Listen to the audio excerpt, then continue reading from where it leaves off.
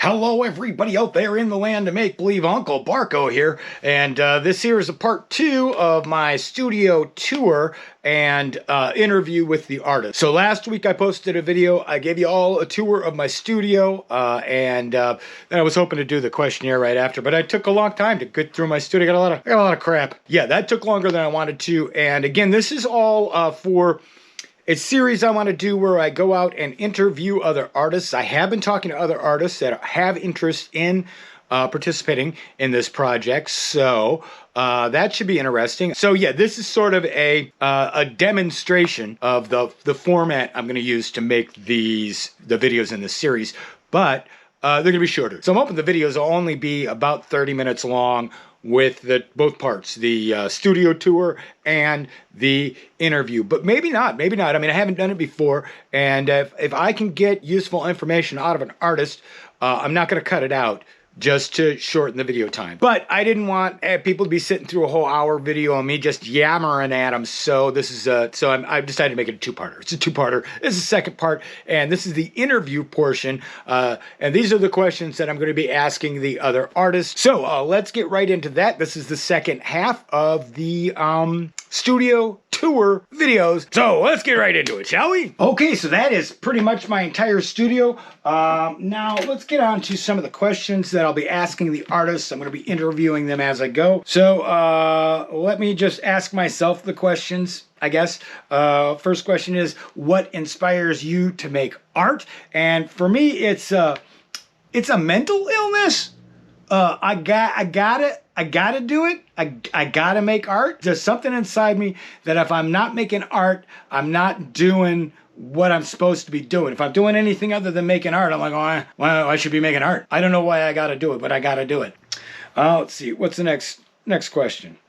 How do you manage time? So when you're a full-time artist, time is money. You've got to, if I was working on a commission for a guy, and as I thought it was only going to take me like 2 days to do the thing, and it ended up taking me a week. So when I told him what the budget would be, I was wrong. But luckily he's a good guy, and he knew I was going to be doing more work than that. So when he paid me like double what I had asked for. So that was nice. But yeah, you got to know your time, know how long it's going to take to make your art and track it, and that's all important. Time is very important. I have to keep first, again, I was keeping a day planner, writing just everything down in the day planner. Like I'd write down like a task that I needed to do, then I break that task down into every little movement in that task, just so that I knew exactly what I needed to do, how much time it would take. Now I'm doing that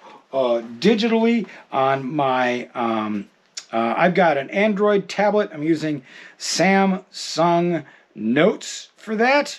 Yeah, so I've got little sections in here for each day of the week. I've got it all planned out. Got the entire year basically written down. I go into it and fill stuff out. There's stuff. I've got a list of stuff that I do on certain days. So like on Mondays, I don't do any art at all. I'll work on my website, I'll work on social media stuff, I'll make videos. Monday, no art day. It's basically just bureaucracy and administration and tech work and that kind of thing. Tuesday, Wednesday, Thursday, it's all art. I don't do anything else except for social media. I got to do social media every day. I'm trying to develop a following, and that's kind of the important thing is having a following. You don't make sales if you're not getting traffic to your store. You're not going to get traffic to your store unless there's people who know about your art. So even though it's not like my favorite thing to do, I do have to spend a lot of time on making videos and putting memes up on my Facebook page, Barko Art Studio on Facebook. Follow me on Facebook. I need more followers. Like I was just saying, I need more followers. And then on Friday, I stop. I assess what I did all week. I adjust next week's schedule a little bit, what I need to get done, what I didn't get done, and then again, mostly administration stuff, working on either the website or clearing out my computer or whatever needs to get done that ain't art. That's when I do it on Mondays. Fridays, Saturday is no art day. I always end up doing art. So Saturday, Tuesday, Wednesday, and Thursday, I sit here and do art as a job, and then on Saturday, I'll sit here and just do art for fun. Usually the same art I'm doing for the job, but yeah, Saturday I'm supposed to clear my head and not do art, but I just gotta be doing art. And then on Sunday, I'll sit down. Maybe I'll do a little art. Sunday's kind of a free day, and I'll do a little art. I will sit down and plan out the next week. What needs to get done on Monday, what project I'm working on for Tuesday, Wednesday, Thursday. I have to actually plan out what I'm going to eat, because working on art, I'll just forget to eat. And so I need to have in my planner, it needs to say eat something, and then it has to say what I'm going to eat, so I don't have to think about it. I just can go into the kitchen and eat stuff. Lucky thing is I know how to cook pretty good, so I can cook up some stuff pretty quick. So yeah, so I got to remember to eat. So I got all that stuff is scheduled like from minute to minute. That's how I track my time. Next question is, what sales platforms do you use? When I was making jewelry, I was on Etsy, and Etsy, I do not like Etsy. I won't get into it. If you like Etsy, I know there's a lot of people out there. If there's like it was driving me nuts. I dumped Etsy, but I'm going to start doing DLC, which is downloadable content. It's digital stuff that you can download for your digital planners or whatever. So I'm probably going to open up an Etsy store for that specifically. Yeah, but I don't have an Etsy shop right now. Right now I have, I've got my Facebook page, and on Facebook, if you want to just do a simple little shop and not have to pay much money, I think all you have to pay is transaction fees. You can start a Facebook page. You can load your stuff from your Facebook page into Facebook Marketplace and just sell right there on Facebook. They take care of how to get the money from the people who are buying the stuff from you. You just have to do the listings and stuff like that. They charge a fee. They don't charge a fee unless you sell something, and they charge like a transaction fee. And that is it. Whereas on Etsy, there's all these fees. You can't. Right now I'm watching a video about all the fees, and I've only watched like a third of the video, and I had to write all this stuff down because their fee structure is a mystery. They don't let you know in one place. I'm complaining about Etsy. I'm sorry. But yeah, so if you go on Facebook Marketplace, very little fees. So I don't know if I'd make any Facebook sales or not, because my Facebook is connected to my website. And if somebody goes to my Facebook Marketplace, sees something they want to buy and click it, it'll take them to my website. And my website is Barko Toy Company, barkotoyco.com. So, and yeah, that's a Shopify website, and that costs me like almost $40 a month, and I'm not making the sales to cover that, so I'm running that at a loss right now. I'd be better off if I just went with a Facebook Marketplace. And again, Facebook it's got everybody on it, so yeah. But I like having my own website. It's got a blog and stuff. So for the peace of mind of having my own website and being able to control everything that my business does, and not have Etsy telling me how I got to do it, it's worth the extra $40 a month or whatever for now. There may be platforms out there that do the same thing for less money, but I already got the Shopify figured out, and they're complicated. Putting together a website like that, they make it kind of easy. If you sit down, you can do it. Yeah, okay, I put that there, I got to do that, but there's still a lot of stuff you got to fill in. So I got that all set up. So that's why I'm sticking with Shopify for now. But there's all kinds of great platforms out there that you can sell on, including if you just want a real cheap one, there's Big Cartel, but that's not your own website. It's bigcartel.com / whatever the name of your shop is, and they don't provide any customers at all. But I think it's like $9 a month, something like that. Way cheaper than Shopify. But again, you don't get your own website name, which I like to have, barkotoyco.com. And it's nice and simple. And that is it. Oh, and then I've done one fair, one convention, it was a toy and game convention, but I've done one out with a booth. I've had a booth once. I'm signing up for another one with the same one I think I went to last year. So I'm going to do that. I'm hoping to get out this summer and do more stuff. I really didn't have enough of a variety to set up a booth, but at this point I do have enough of a variety to set up a booth, and I got that book now, so I really want to get out there, get that book in front of people. So, and that's it. Those are all the places that I sell my stuff. So, next question is, what social media platforms do you use? I've got an account on Pinterest, Instagram, and Facebook. Instagram seems like it's just a bunch of people with business accounts on Instagram. I don't know if people buy things. I don't know if anybody goes to Instagram, looks at something, clicks it, and then goes and buys it. I don't even know how all that works. So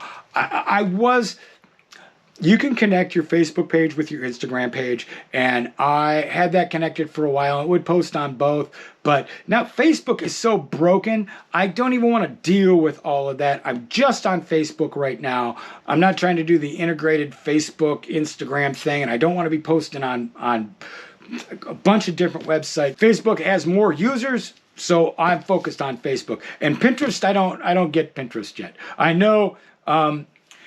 Now I'm going to Pinterest and I click stuff, and it wants to sell you that thing that you click, and then a bunch of other things that wants to sell you. So right now I'm not sure what's going on with Pinterest, and I don't know how to use it or monetize it or whatever. So although I have Pinterest and Instagram and Facebook, almost everything I do is on Facebook, and I do at least post once. I post at least once a day, and then I've got the YouTube channel, and that I would love to be able to get out at least one video every week on YouTube. But I've got another YouTube channel for electric skateboards and electric biking, and I was putting all my effort in on that. This is just a hobby for me. So yeah, I got to cool it on that, and I'll work more on videos for this channel right here. Let's see what else we got here. My favorite tool and my favorite materials. My favorite tool is it's this. It's this Android tablet. Man, I've had little laptops before, and for whatever reason they were not conducive to drawing and digital planning, and it's got little games on it and stuff. But yeah, I got this, and I like to sit here and do artwork on this, but just being able to go anywhere and sit down, pop this open, and start drawing and making professional quality art on this little guy right here is great. So I'd have to say this is my favorite tool, is my Android tablet. Specifically, it is a Samsung Tab 8S, I think it is. Yeah, I'm pretty sure that's what it is. And then for tool, this one of these, essential. My non-digital art I could not do without these here magnifiers here. Hi. So, and then when it comes to my favorite medium, my favorite materials to use, used to be beads. I love beads. I started making jewelry because I was buying a lot of beads because I just liked little beads. I've got beads in there that are thousands of years old. So, yeah, loved collecting beads. And then people are like, why are you collecting beads? And I'm like, I gotta make jewelry with, so I had to start making jewelry. So yeah, I do love beads. Oh, I love this Sculpey Primo. This is great stuff. It comes in great colors, and I can mush it together, and when I'm done, there's like a creature or some shit. So yeah, so this is my favorite material right here, is some polymer clay. What is your biggest challenge? Right now, my biggest challenge is 3 months ago, my biggest challenge was sitting down and making art and just getting art done. But I've gotten into a good routine, and I am working on art every day. So now my biggest challenge is getting people to see my art. So I've got, I don't know, I don't know how many followers I got on nothing. I think literally, I don't know if I have 30 followers on my Facebook page or 300 followers. Let me look real quick. So on my Facebook page, I have like 300 followers. You need to have at least 1,000. You need to have at least 10,000. Literally. If you've got 1,000 followers who are really dedicated to your work, then you can start making sales and making a living. And I've got 329, so you can see how well I'm doing. But yeah, so yeah, if you're still watching this video, get on your computer, go to Barko Art Studio on Facebook, link in the description, click it, follow, and then never look at it again if you don't want to. I don't care. I need Facebook to think that people like me. So yeah, that's my biggest challenge now, is just getting my artwork out in front of people. Okay, and then the last question is, do you have advice for other artists? I do have advice for other artists. I give it at the end of all of my videos, and that advice is that art is 10% vision and 90% remembering what your particular vision is. And it's important for you to, when you're working on a project, to not get too focused in on the little dots you're making, and to back out and remember what the whole thing is that you're doing. And then the second piece of advice I would give an artist who wants to sell their work for a living, I would say research how to get followers on social media. Research search engine optimization. Research how other people are selling stuff. Find grant opportunities. Find sales opportunities at local conventions or whatever. Finding places to get your art out in front of people. That's the most important thing if you want to sell your art, is for people to see it. And that's all. That's all Monday work. That's all Monday work for me. I sit down and I'm like, okay, what craft fairs are coming up, what shows are coming up. There's some stuff going on at the Puyallup Fairgrounds. There's stuff going on for the different holidays. You got to look at your upcoming holidays and find out where there are venues you can sell stuff, and then make stuff for that particular holiday. So you got to not just research, but you got to research months in advance sometimes. And you got to watch the tutorials on YouTube. Unfortunately, a lot of people on the YouTube are YouTubers, and they're not artists. And they'll give you you'll watch a half an hour of their stupid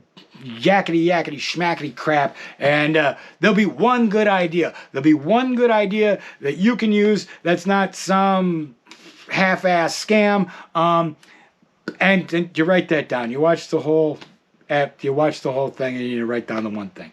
And then you got to watch another one. And then you got to watch another one. And just keep taking notes. Keep taking notes. Research notes. Eventually, you'll have everything you need to know in front of you. And then you can pick out of that stuff what works specifically best for you. So, yeah. Advice for artists. 1, always remember your vision. And if you're trying to sell your art, just do the research. Don't go to a forum, an artist's forum, and say, how do I sell my art? Because you're going to get a bunch of idiots like me who are just going to be like, go to YouTube and research. Because nothing nobody can tell you. There's nothing nobody can tell you in a response on Facebook that's going to get you anywhere. What you need to know is pages and pages and pages worth of stuff. And you need to just stick it in your mind. And none of it is art related. And a lot of it is the opposite of art. Selling art is the opposite of making art. They're just two completely contrary mindsets. So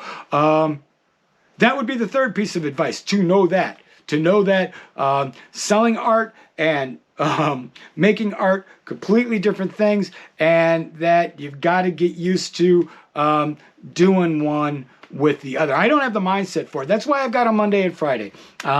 Monday and Friday, I set my brain to administration and sales, and then Tuesday morning I reset it to doing art. And it's not optimal. It's not optimal. Well, the best thing would be I just make art and then somebody comes along and takes it and then gives me money and then sells it themselves. That would be ideal, but that ain't gonna happen. That's not gonna happen. And then if it does happen, they're gonna take a huge cut. So there's that. You can do stuff, especially if you're doing like if you're doing graphic art, there's like Redbubble and stuff where you just upload your images and they sell it on stuff for you. They deal with the customers, they deal with the money, and you just get like a royalty or something. So there's that. You don't have to do the work, but then they're taking a larger chunk of the pie. Okay, so that is it for the studio tour and the interview with the artist.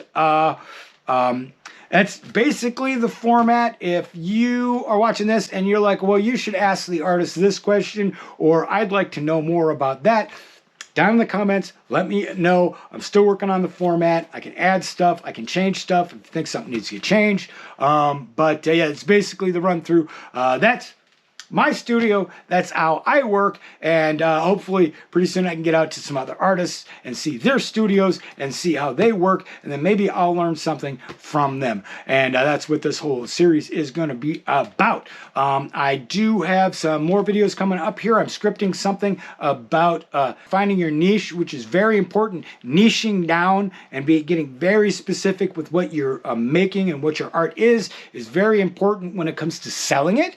So I want to do a video about that.